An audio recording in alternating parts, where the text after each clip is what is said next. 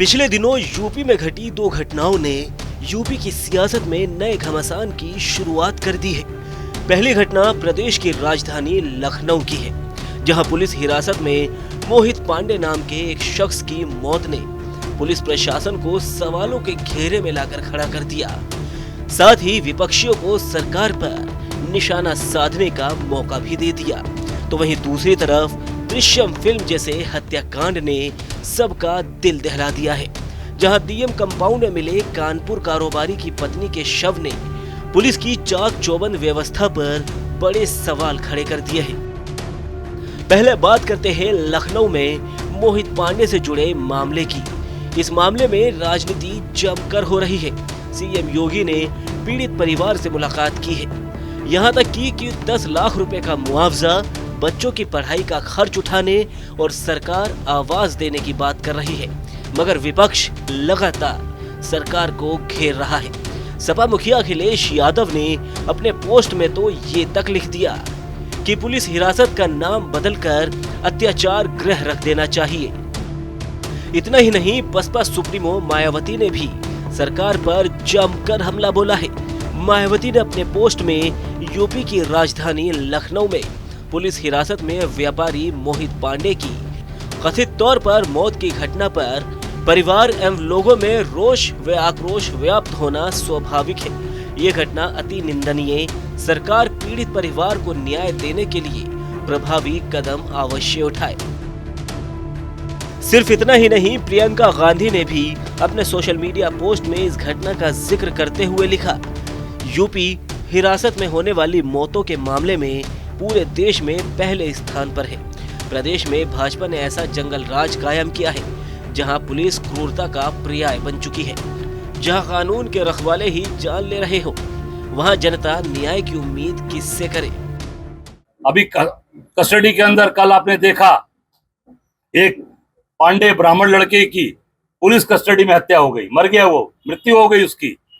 और निश्चित तौर से ये सरकार अत्याचार लगातार कर रही है, लगातार घटनाएं घट रही हैं। अभी आपने देखा एक महिला का शव डीएम कंपाउंड में कानपुर में मिला है, वहां पर उसको गाड़ दिया गया जमीन के अंदर, डीएम कंपाउंड के अंदर।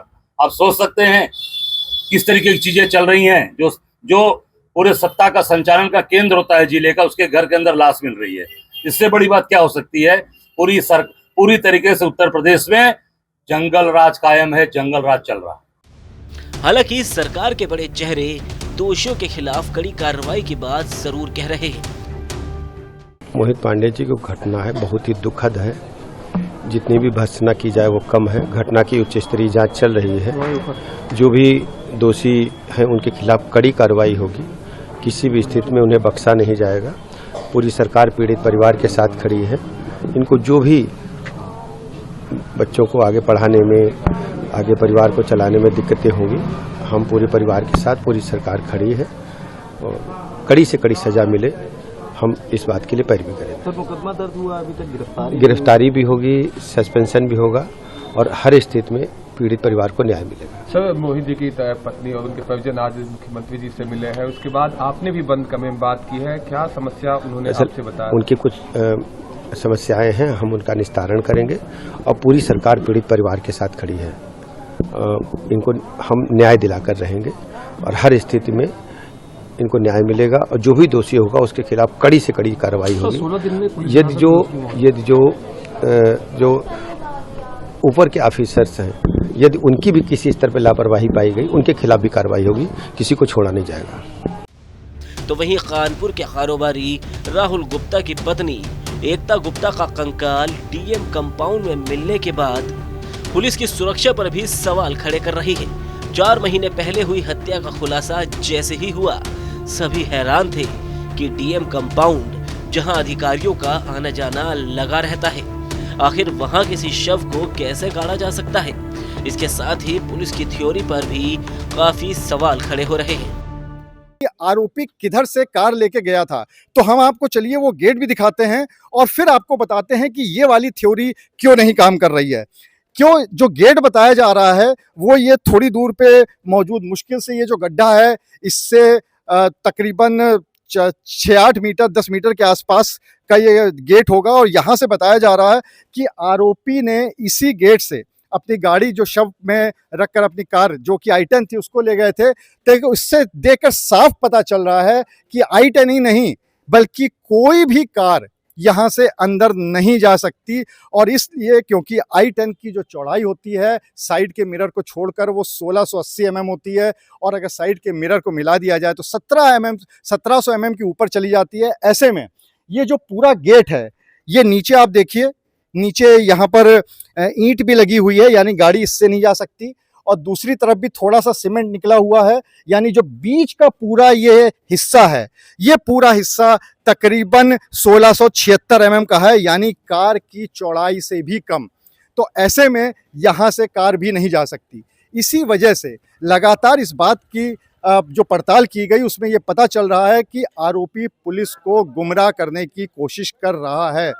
एक बात और, ऐसा भी बताया जा रहा है कि वहाँ पर शव को उसने जो हत्या करी कार में, जैसा कि आरोपी ने बताया, उसके बाद वो गंगा बैराज भी गया, वो और जगहों पे भी घूमता रहा, तो वो सिर्फ यहीं पे लेके क्यों आया, जो कि पूरा डीएम कंपाउंड है। चारों तरफ आपको मैं दिखा दूं इधर कि चारों तरफ का ये जो एरिया है, यहाँ पर सिर्फ और सिर्फ ऑफिसर्स रहते हैं, पुलिसकर्मी बैठे रहते हैं। तो ऐसे में कोई भी व्यक्ति हत्या करने के बाद शव को लेकर यहीं पे क्यों आएगा? वो गंगा में भी फेंक सकता था या कहीं पे भी और फेंक सकता था।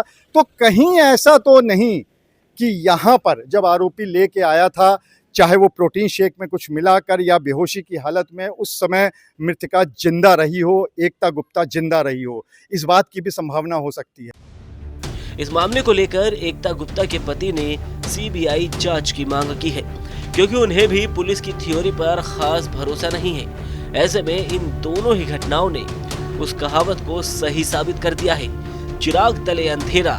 मगर सवाल यही है कि इस तरह के जघन्य अपराधों पर विराम कब लगेगा।